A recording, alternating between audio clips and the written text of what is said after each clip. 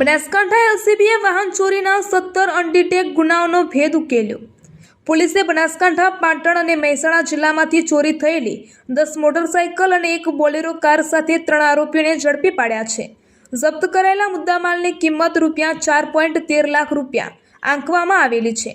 બનાસકાંઠા રેન્જના પોલીસ મહાનિરીક્ષક પરીક્ષિત રાઠોડ અને જિલ્લા પોલીસ અધિક્ષક પ્રશાંત સુંબેએ વાહન ચોરીના ગુનાઓ શોધી કાઢવા અને આવા ગુનાઓ અટકાવવા માટે અસરકારક કામગીરી કરવા સૂચના આપી હતી। આ માટે અલગ અલગ ટીમોનું ગઠન કરવામાં આવ્યું હતું। નમસ્કાર, હું પ્રશાંત સુંબે, પોલીસ અધિક્ષક બનાસકાંઠા જિલ્લા તેમજ ઉત્તર ગુજરાતના વિવિધ જિલ્લાઓમાં જે વાહન ચોરી થતી હોય છે તેઓને ડિટેક્ટ કરવા માટે બનાસકાંઠા જિલ્લામાંથી જુદી જુદી ટીમો બનાવવામાં આવેલ હતી।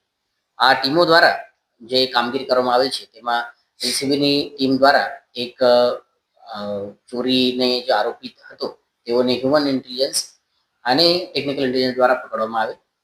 તેમાંથી તેઓ સાથે જે કામ કરતા હતા અન્ય એવા 3 આરોપીઓને પકડવામાં આવે। એક આરોપીઓનું નામ ખુલેલ છે। આ જે કામગીરી છે આ કામગીરીના માધ્યમથી 17 જેવી વાહન ચોરી ડિટેક્ટ કરવામાં આવેલ છે। 10 બાઇક અને એક બોલેરો ગાડી રિકવર કરવામાં આવેલ છે, જેનું કુલ મુદ્દામાલની રકમ 4,13,000 જેટલી છે। આ જે ચોર હતા તેઓની બાઇક ચોરી કરવા માટેની જે એમો હતી તેમાં તેઓ ડુપ્લિકેટ ચાવીથી ગાડી ઉપર બેસીને, જેમ કે આ આસપાસના લોકોના લાગે કે તેઓ પોતે માલિક છે તે રીતે આ બાઇકને શરૂ કરતા હતા અને તે પછી આ બાઇક લઈ જતા હતા। આ તમામ જે બાઇક રિકવર કરવામાં આવે છે અને જે ગુના દાખલ થયેલ છે 17 તેમાં 14 જેટલા બનાસકાંઠા જિલ્લાના છે, એક પાટણ જિલ્લાના છે અને 2 મહેસાણા જિલ્લાના છે। આ તમામ આરોપી અત્યારે પોલીસ કસ્ટડીમાં છે। તો આવનાર સમયમાં તેઓનું ઇન્ટ્રોગેશન કરીને અન્ય પણ ગુનાઓ અને મુદ્દામાલ રિકવર કરવાની કાર્યવાહી અત્યારે શરૂ છે અને આ તમામ ગુનેગારો ઉત્તર ગુજરાતના જુદા જુદા જિલ્લામાં એક્ટિવ હતા અને વાહન ચોરી કરીને અન્ય જગ્યા ઉપર આ વાહન લઈ જતા હતા। જે 4 આરોપી છે તેમાંથી 3 પકડાયેલ છે। જે પકડાયેલ છે તેમાંથી 2 આરોપી બનાસકાંઠા જિલ્લાના છે અને એક આરોપી રાજસ્થાનના છે। એક રાજસ્થાનના હજુ આરોપી પકડવાનું બાકી છે, તે આવનાર સમયમાં પકડવામાં આવશે।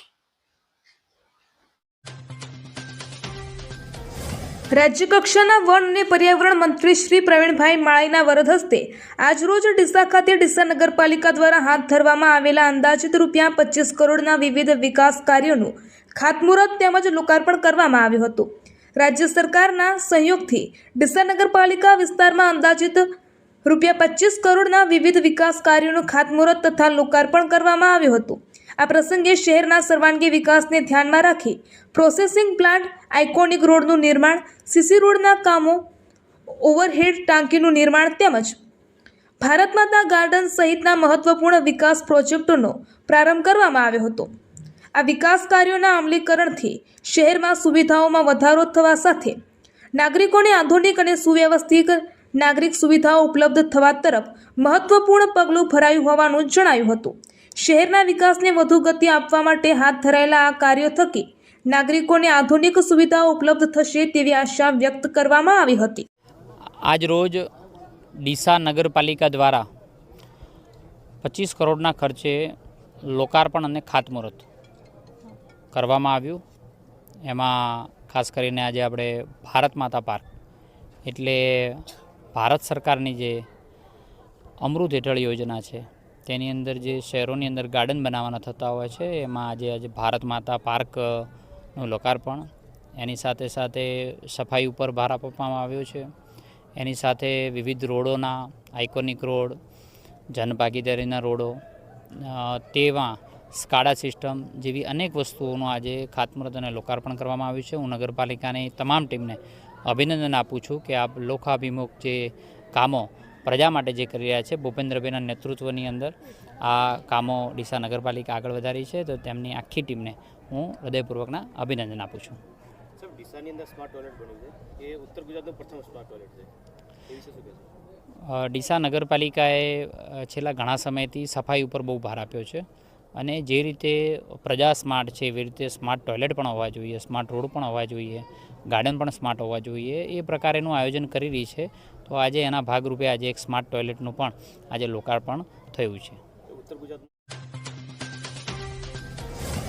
ગેસના બાટલાની અછતના મુદ્દે થરાદમાં મહિલા કોંગ્રેસનો રસ્તા રોકો વિરોધ. થરાદમાં એલપીજી ગેસ બોટલની અછતના મુદ્દે કોંગ્રેસનો ઉગ્ર વિરોધ. થરાદ કોંગ્રેસ કાર્યાલય નજીક મહિલા કોંગ્રેસ કાર્યકર્તાઓએ રસ્તા રોકી ટ્રાફિક જામ. મુખ્ય બજારના હાઈવે પર મહિલાઓ બેસી જતા ટ્રાફિક જામ. પોલીસે કરી 5 મહિલાઓ કાર્યકર્તાઓની અટકાયત. ગેસ બાટલા માટે લોકો લાંબી લાઈનોમાં ઊભા રહેવા મજબૂર કોંગ્રેસ. ધાનેરા તાલુકાને મળી રાજ્ય સરકાર તરફથી મોટી ભેટ.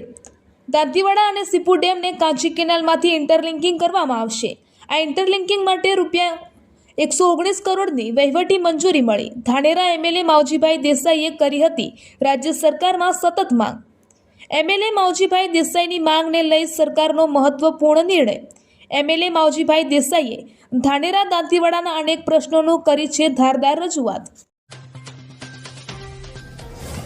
કોંગ્રેસ પક્ષ દ્વારા વાવ-થરાદ જિલ્લાના તમામ તાલુકાઓમાં સંગઠનનું વિસ્તરણ કરવામાં આવી રહ્યું છે.